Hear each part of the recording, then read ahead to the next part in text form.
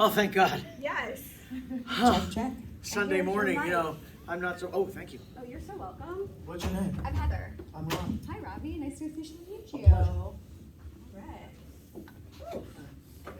We made it. It is Sunday. It's day 3. Just a little. Day 3? Oh, I thought you dropped something. No, this is the, this is not my first rodeo. I've done this a couple of times. And usually by Sunday, the lifers, the ones who come Thursday night, Oh, yeah. and they're going to do the entire thing. Sunday, so you start seeing the weariness. You start seeing the oh man, that thing. Right. Yeah. But you're feeling good. You're ready. I'm ready. Let's go. Let's do this. Well, it's nice to officially meet you. The weekend's been good for you, I assume, so far. Yeah. No, it's been. These things are. This is kind of why you become a performer, right? I don't understand people who have some level of success in this and then complain about that they can't go anywhere, because it's like that's what you got in this for. Right. So, that's kind of that's part of why I continue to do this, is that it's a people thing. I like doing the work, but it's going out and meeting the people who like this stuff is what this is about. Of course. You like people and stuff. No, let's not get ahead. Okay, let's not get I don't too wanna, far ahead You're of right. ourselves. I don't want to assume. Like people, that's a lot. That's a lot to unpack there. Fair enough. Well, I wanted to start by asking you, because I'm very fascinated by people that have the ability to play multiple instruments, and I think that's so cool. So you play what? Bass, guitar, drums. You also sing. Yeah, I mean, acting, unless you're really lucky and you either work all of the time, like on a series or something, there's a lot of downtime. So as a young, hyperactive guy, I needed something to not drive my parents completely insane. So I took up the drums. Oh, right. Right. And I play trumpet, so I get it. Yeah. Yeah, totally. Well, I started on violin. Okay. And my parents went, can't. It's like practicing is like Robert Shaw in Jaws with the, So So and then once I kind of I've always when I was 3, I would wake up in the morning and I would just walk to the piano and start I wasn't playing anything, I was just beating on it.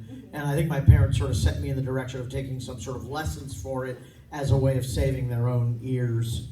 Of just like ping, ping, ping, ping, hey, morning, Mom, breakfast song, So, and then from there, I learned that they're all machines. Everything's just a machine. So if you learn, each one is a machine that does a certain thing, and if you can learn the machine, you can play it. So basically, I can play almost anything with strings on it. Okay. Yeah, I'll figure it out. I won't be great. I mean, I am a terrible banjo player, but I can do it. I would love to play the banjo. It's a great instrument. Me? It's a great instrument. Yeah.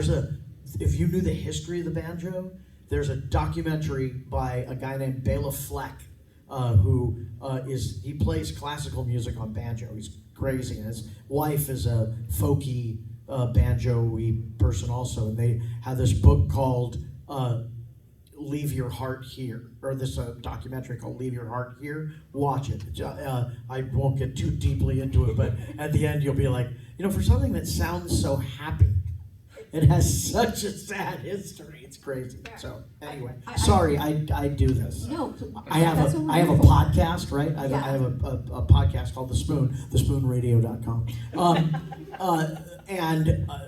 Basically, it's 3 friends, and it's basically it's an improv experiment. We just see if we can make each other laugh or whatever. But it has been said that our show is like playing with a cat with a laser pointer. Oh, fun. Yeah, so there's a lot of sidebars and that sort of thing. I speak that language. Okay, good, Heather. Okay, then we're gonna get along just fine. I think so too. I brought my laser pointer. We're good to go. No, we have some music friends mutually in common too. So Matt Fuller. Oh my God, you know Matt Fuller? I do know Matt Fuller. Matt Fuller. Yes. I want to just wrap my arms around him like the baby that he is, even though he's 40. Sure. Yeah. But he still looks like a baby. When I met him, he was a I think he was 18 or 19. Oh, so you've known him, okay. Yeah. So he's now the guitarist for Puddle of Mud. So, Yeah. and yeah, Yeah. he's incredible, but he He's does really everything in like California. He's like runs every show, plays in every band. Yeah. What a talented human. Yeah, that's But I great. saw How him do you know him? I also have a podcast, and I've been very blessed. Wait, what's your podcast? It's called Talk Culture. And so I... What the URL? Oh, it's Talkculture.com. talkculture.com. Thank you. Good. Thank you for the help. I know, See, I'm so sorry. this is a lesson for you Yes. in marketing. Talkculture.com, wink. Thank you very much. I appreciate TheSpoonRadio.com. All right. But yeah, so he was one of my guests, and yeah, I'm just Yeah, obsessed he's a with really him. cool Yeah, guy. he's amazing. So, at what point did you realize like music could be a career for you? That still hasn't happened. Okay. I mean, my entire entertainment empire is about doing a little bit of a lot of things, Mhm. and I kept saying as I was getting older, I'm like, look, if one thing becomes a bigger thing, maybe I'll stop doing this other thing. And nothing ever really filled in all the holes enough, so I just ended up filling each individual pool with whatever. So if I did any one of these things by themselves, I would be living in a van by the river. Okay. Yeah, but as it is, music fills in some holes. Acting, that kind of voiceover, whatever kind of a thing. Sure. So I started being a performer before I knew why people did it. So when I was a kid, like a kid, like 4 years old, 5 years old kid, I got obsessed with the 1930s Universal monster movies. Oh yeah. And we could do a whole one of these on why it's the Wolfman more than most of the other ones. The Wolfman is just a very sad story, and at 4 even, I'm like, this story is so sad. I love it. Because that's, how I go. So I'm in love with these movies, and I was like, wait a minute, I want to be a monster in a monster movie. That would be great. And I'm like, Mom, Dad, I want to be in a monster movie. And they went, oh. and then a week later, I said it again. And then it got to a point where I was, every time I'd get like home from kindergarten or whatever, I'd be like, and then it eventually just became, I want to be in a movie. And eventually my parents took me on a cattle call, like, 200 kids up for something. And I'm, 6 or 7, something like that. This is how long I complained to them. And mind you, my parents are small town German immigrants, not entertainment people at all. My dad's an electronics engineer. And he's like, he wants to be a what? My mom's like, yeah, he wants to be an actor, I guess. And I could see him just in his office just going, oh, God, no, okay. So they took me on this cattle call thinking that at 6 or 7 years old, I'd be like, oh, it's so boring, I got the job. And then I did the job, and when I was done with the job, I went, and I was in the car on the way home. It's not like I finished the job, Mom and I get back in the car, I put the seatbelt on, and I go, I want to do that again. And she went, really?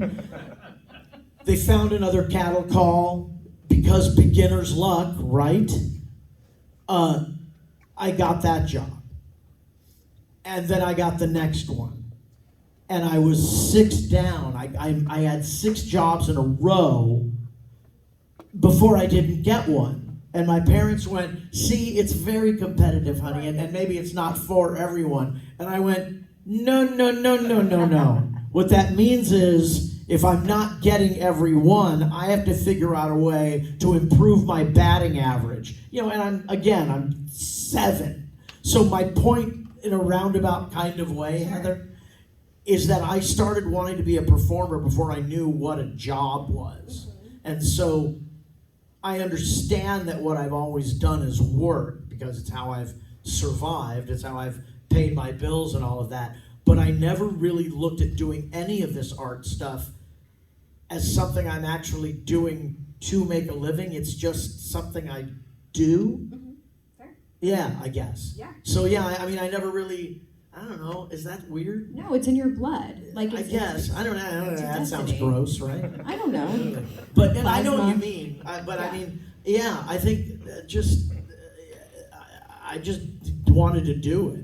And when it turned out that the thing that I wanted to do, and I think a lot of people have this moment in their lives. But sometimes they have it at 19 where they're like, oh my God, I can be this thing. And by then, it's been drummed into your brain since you were a child that you have to have some kind of job. So you have this revelation at a certain point of like, wait a minute, I'm really great at math. I could be a rocket scientist or what have you. I had that feeling at 6 before I knew anything about what anything was and how it worked. So I'm really glad that I'm married, because Allie knows how the world works. So I can go, what do I do with this? It's called an envelope, Bob. You open it. Here, there's and put the sharp thing down. It's a letter opener. Stop it. So, yeah, she wanted to marry an artist. That's all I'm going to say. There you go. So you mentioned that some of your inspirations were these universal monsters. Right. What, as far as music, who were some of your musical inspirations? I'm a child of the 70s, so if it was sensitive singer-songwritery and very sad, That was you. yeah, it was me. Okay. I was like, oh, Harry Chapin, Cats in the Cradle, oh, that's so sad, yeah.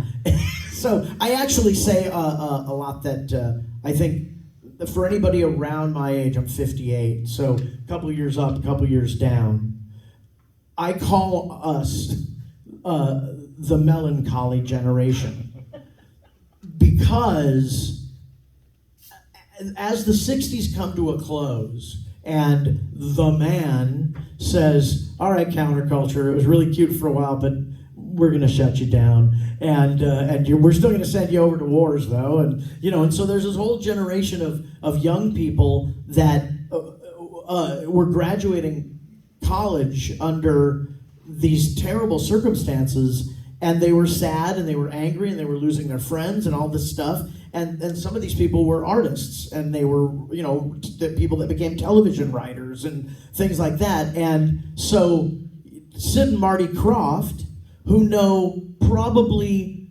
they're, at this point, 50-something-year-old puppeteers from New Jersey, probably don't know a whole lot about what the counterculture thing is all about, but they know it's a thing. So they're like, what we should do, Marty? We should hire some of these kids, and they'll bring their hippie aesthetic to our puppet show, and we'll be famous. So they hire, I don't know if he sounds like Gilbert Gottfried or not.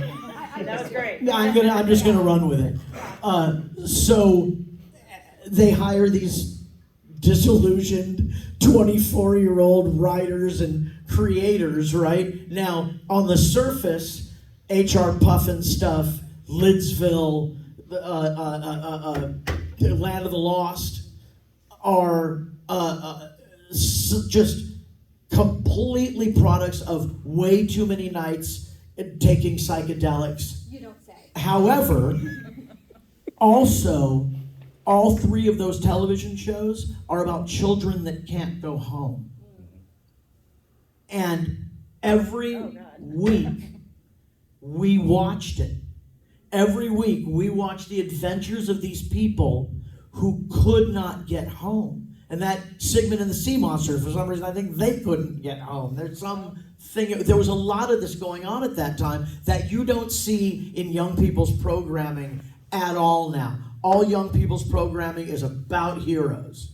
Everybody, they're like, there's no damaged heroes unless they're funny ones like Deadpool or what have you. Now, Heather Why did I start this? Musical inspirations. I don't remember. Oh yeah, so yeah, sad stuff. Yeah, Sad stuff. Here, So I would say features. sad stuff is my influence. But I mean, and at different times, as you get older, you pick up new things. So basically, I don't anymore ever call something legitimately. I never say this is just awful. I can't say that anymore because it's done. The only failure is the person who says, that's terrible, and then doesn't do anything. So if you finished that record, if you finished that book or that short film or that whatever, you have a podcast, right? You're actually doing it. You're not talking about it. You're actually expending the energy to make this thing. So even if I am not particularly entertained by your thing, which I may or may not be, at least you're giving me the opportunity to make that judgment call by actually going out and doing it. Oh, yeah. So, now why did I start on that thread? We're still talking about music, I think. I Still don't talking know about what's... music. Oh, you pick up things along the way. Yeah. So, and I like everything. Now I like everything because everything is half of my record collection is people nobody knows. Because I play in bars all the time, and the band who goes on before us, who I know this disc that they've just given me will be the only one that they'll probably ever make. But I will take it home and go, man, if these people would just stay together, this thing is amazing. So everything to me is good. I love that. You're such an optimist. Let's not get ahead of ourselves. Okay. That isn't, no, I think I'm a pessimist who goes, maybe. Well, I appreciate your outlook. I really do. So another thing I wanted to ask about was working with Sharknado, which is, of course, so phenomenal and fascinating, and I'm obsessed. It is so good. So can you tell us about it, working with Sharknado and the music? So I know the director, and basically the Sharknado films are the director. There are other people's names as writer and producer and effects guy and all of this stuff, but the truth of the matter is Anthony C. Ferranti almost single-handedly makes these movies happen by sheer force of will, and I will explain why. I've known him for a very long time. I've known him since he was in his 20s, and I've been doing music for his projects all along. So we were working on, so he works with this company, The Asylum, who are the producers of the Sharknado movies, and he had done this, and for those who don't know, what The Asylum sort of do are these sort of environmental disaster movies, like Double-Headed Sharktopus. Of course they do. They're also good. No, they're amazing. I watch everyone. They got Eric Roberts. Anyway, I know a guy won an Oscar, and like The Asylum was like, we got Eric Roberts. So they do those, but they also do mockbusters, which is low-budget versions of movies that already exist. So they have one called American Battleships, which is hilariously based on Battleship, because like they were just all convinced that movie was going to be a blockbuster. I'm like, you think I'm an optimist? Good Lord. That's it. So Anthony was working on one of their mockbusters. They was working on a Hansel and Gretel movie. And Anthony and I come together because we're both really big genre fans. So Anthony actually came up with the word Sharknado. He had it in one of the scripts that he wrote. Genius. It's hilarious. Yeah. So I had gone to a film festival where they're trying to sell movies, right? And I passed by the Asylum booth, and in front of the Asylum booth was a poster of a tornado with a shark in it, and it said "Sharknado, enough said." And the 9-year-old in me, the 9-year-old Robbie, squealed like a little girl. Just went, "This is the coolest thing ever! Oh my God! It's tornadoes!" I mean, for me, it was like, I like big bug movies. Anything nature run amok, Food of the Gods, all that Bird-Eye Gordon stuff. I just lose my mind over it. So I'm working on Hansel and Gretel with Anthony, and I was doing music for that project, and working on a thing, and we're taking a break, and he goes, "Yeah, I was offered the opportunity to direct this thing for the asylum. They're calling it Sharknado," and he's like, I don't know if I'm gonna do it or not. And so maybe from this distance, I'm in front of the computer engineering. He's and I go Sharknado, and I leapt out of my seat. And I grabbed him by his lapels. Anthony is not a very physically, touchy-feely kind of guy. He's very much like when you kind of come at him. So he did a big one of those because I came at him in a big way, and I grabbed him by the lapels, and I said, "Anthony, you have to do this movie. I don't know why. I don't understand my reaction right now. But you have to do this movie." And Anthony went, "Okay. Can we maybe do something about this now?" And I'm like, "Oh, Jesus, I'm sorry. I just, And I sat down. And I don't think that necessarily convinced him one way or another of doing the thing. But he ended up taking it. And then, there's 6 of them now. And I really think toward the end, Anthony and I were actually writing some, in the beginning, they riff tracked the first movie, and there's a song in there called Weatherman Says that's happening during the first storm that comes through. And one of the riff tracks guys goes, "Weatherman Says," I wrote this song in 5 minutes. And I can't really argue. So, but by the end, we were actually writing some really good stuff. And I think in that there's the reason I do these songs with Anthony is that licensing a Frank Sinatra song is really expensive. So he comes to me and he says, "Can you write me a version of New York, New York that doesn't sound like New York, New York so we get sued, but it sounds enough like New York, New York so people watching the movie will go, oh, that's kind of like New York, New York." So we have, I guess they're sort of mockbusters of their own, right? Sure. So the New York song that we did I thought was pretty cool. There's a song called We're Not in Kansas Anymore, where we sort of write the Wizard of Oz story with Dorothy as an action hero. Yeah, so she's more of a sort of a badass, gonna go kick some witch ass. There's and the last song in the last movie is this sort of, it's a sad ballad song, so of course I'm going to like it. Of course. Right. That's your thing. It is. So Allie and I will be in the car, we'll be driving somewhere, and there will be a song on the radio, and Allie's like, "You like this, don't you?"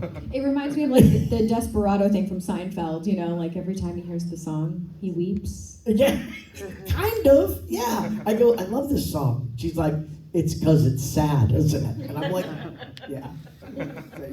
So, it's,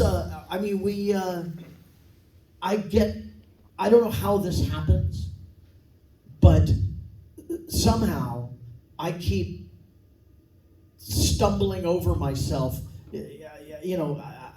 I feel as though I fail on an upward curve in that in every decade I stumble into a thing that people are still talking about.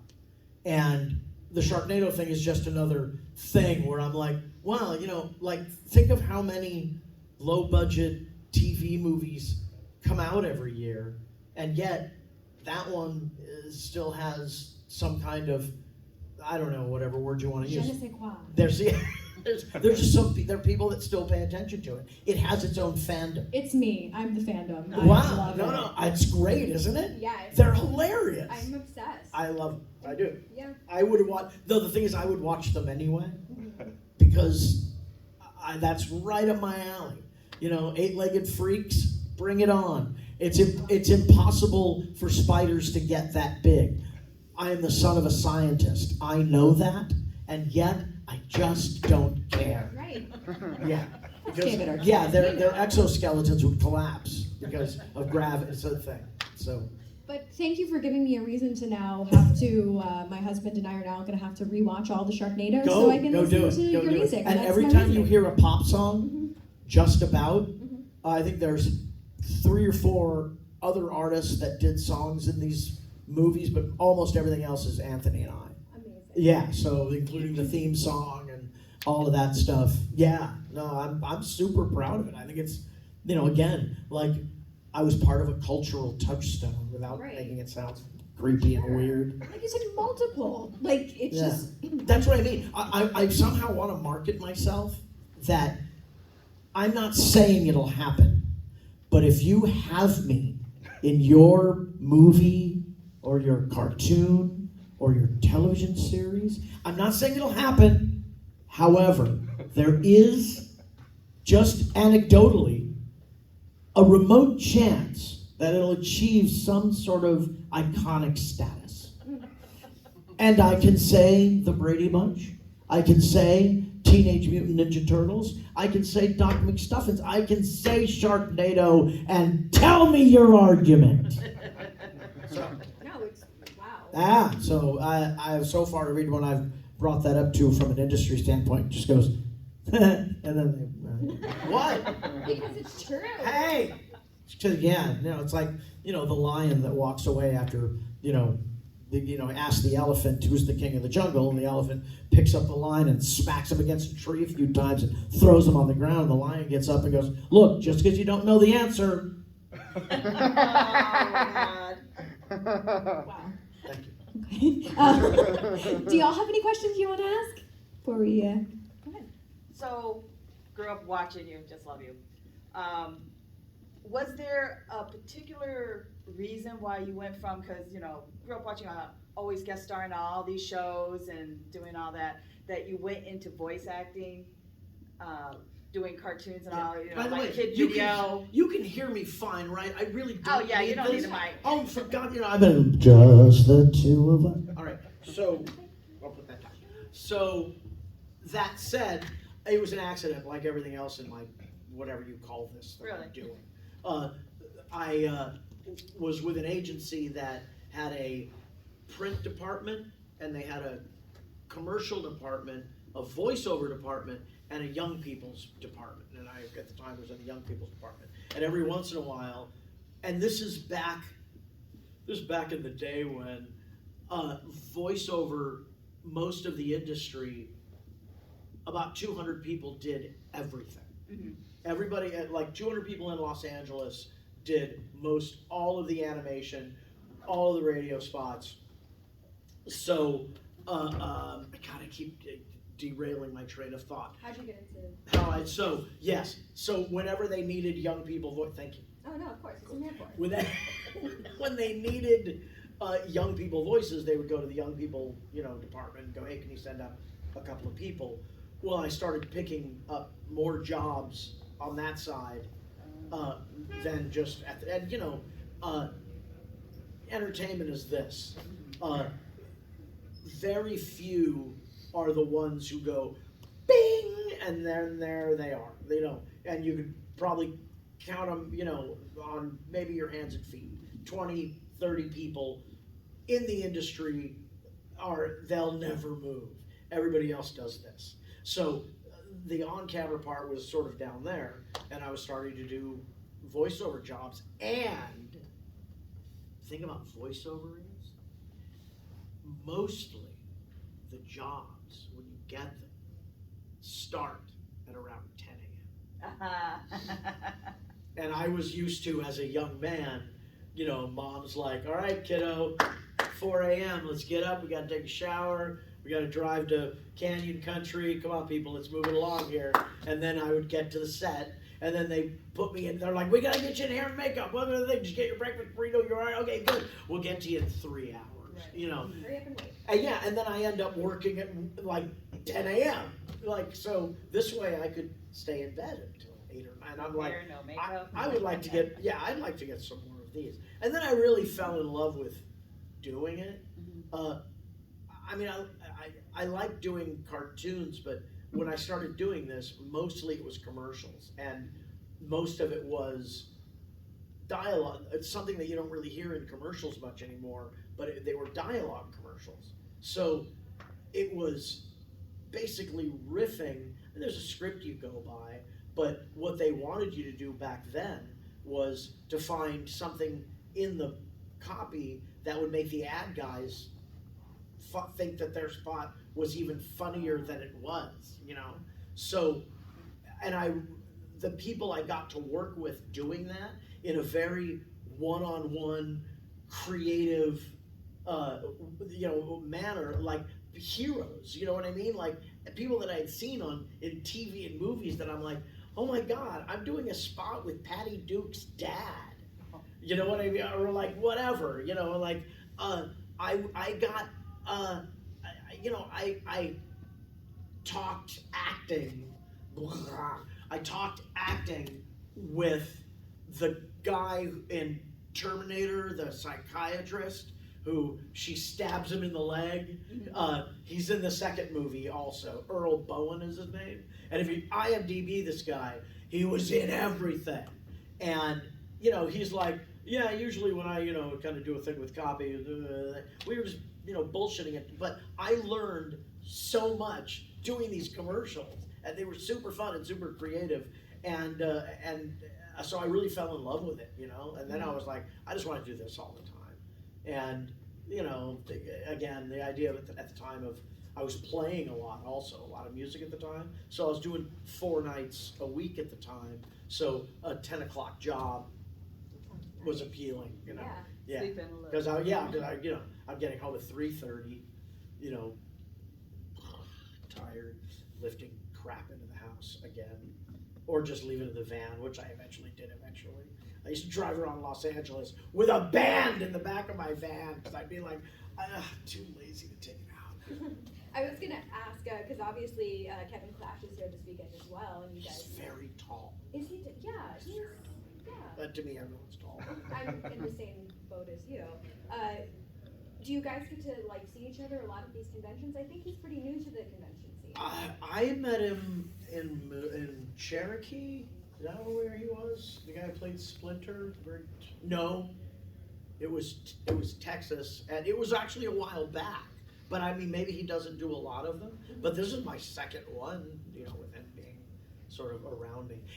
One of the things I find amazing about this world is I did a show in Burbank, California called the Hollywood Show, and among the people who were there signing things and all that was Tony Curtis, right? And he was older. He was like in his 80s.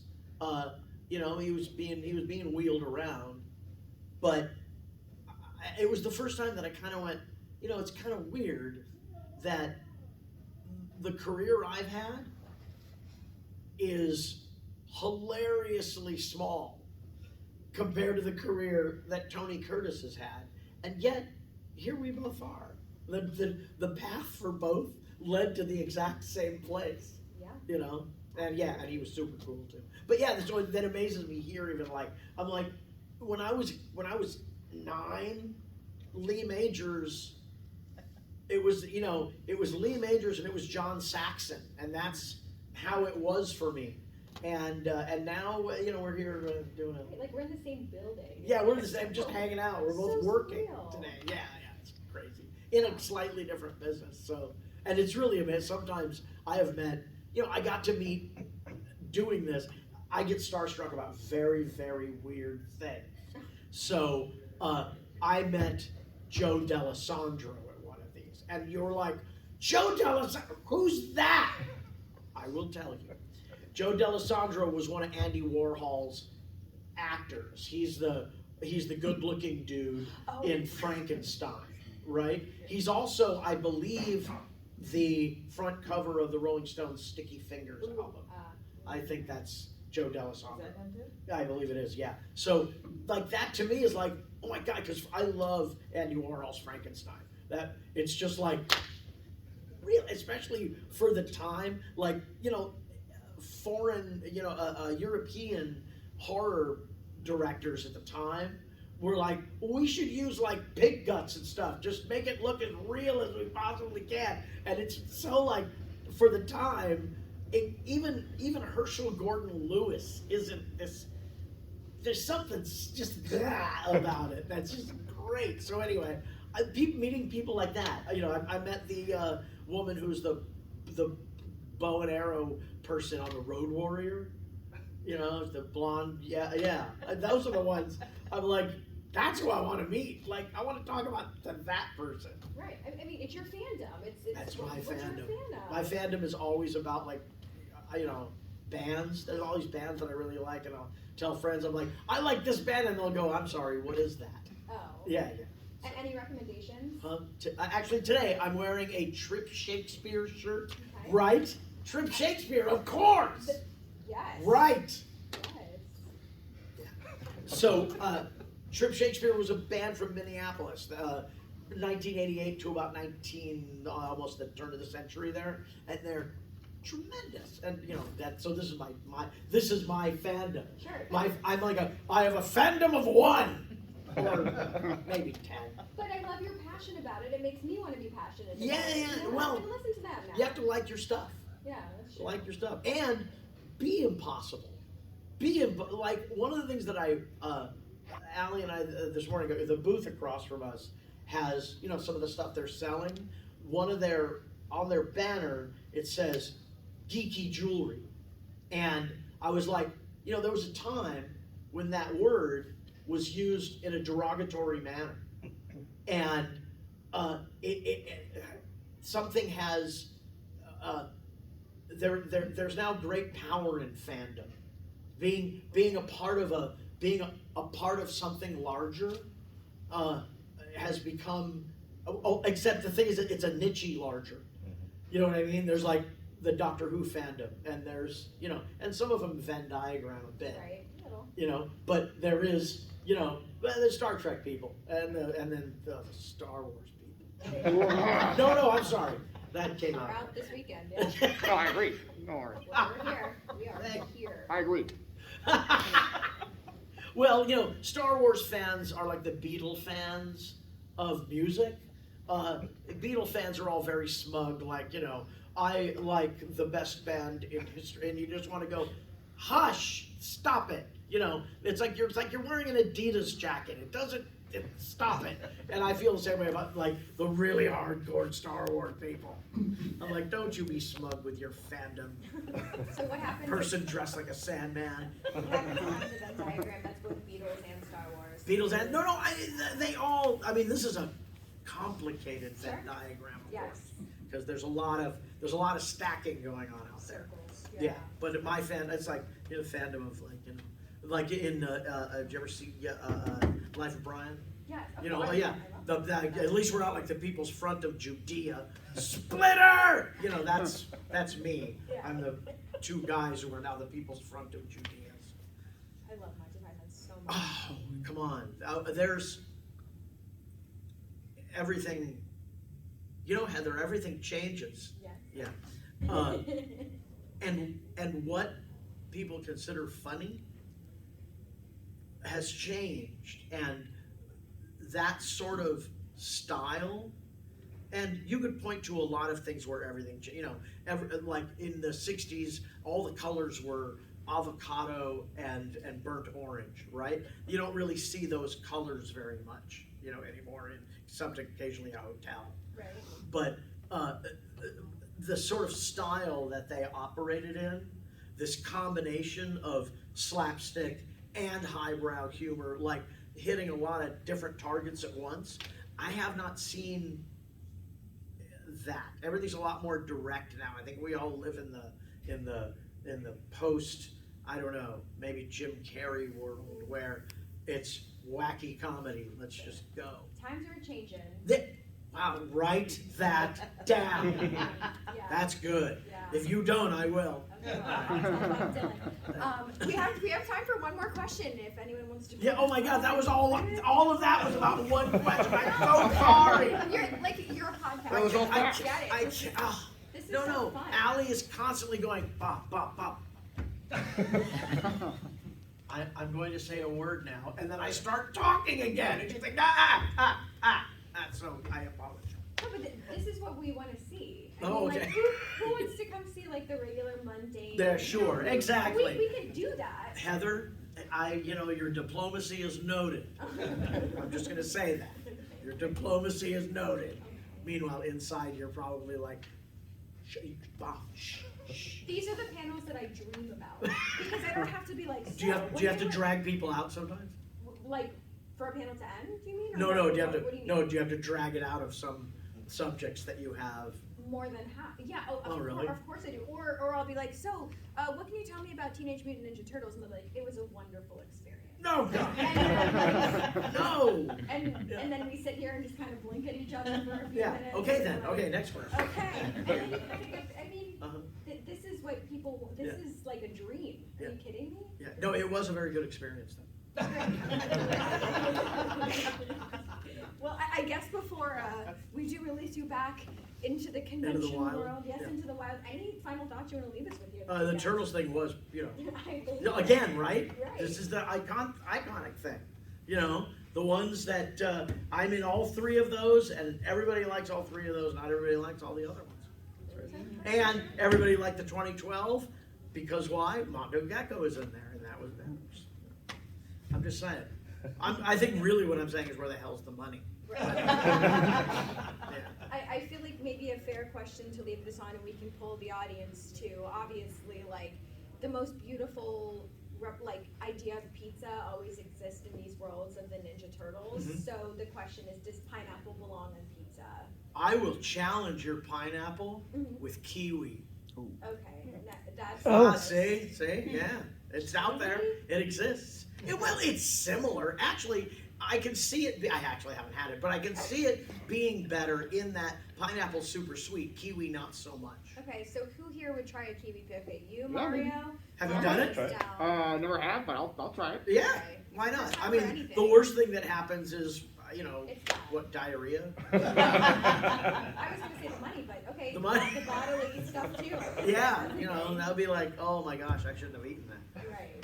But, and I mean, if you're allergic to kiwi, be careful. Yeah. Make sure that all the proper, research has been done ahead of time. Because here's the thing, if you try this now and something goes south and you even remotely bring up my name, Yeah. right? And, we're living in a time where people are looking for targets. So, The taste of kiwi comes back. It's yeah, like- I'm like, in the bad I'm time. like, I told him to do research. I said that. So before we wrap it up, any final thoughts? Oh gosh, I don't know. No, anybody? Yes. What is Michelangelo's favorite pizza topping, and do we even want the Oh no, answer? he's a pepperoni guy. Come on, Yeah. I believe because they're teenagers. Teenagers tend to be purists. You don't really have your entire moral structure corrupted usually until you're a little older than that. Or at least it happened with me. So. Gotcha. Pepperoni is You're- the way to go. Oh, yeah. I went from pizza to moral structure. Only you. Yeah. Only during this panel. Yeah, we're gonna be walking back. Allie's gonna be like, "You didn't stop it." What was the other part of that? I was going to ask if we wanted the answer to that. I was No, of course you do. We want every answer. Yeah. That's what we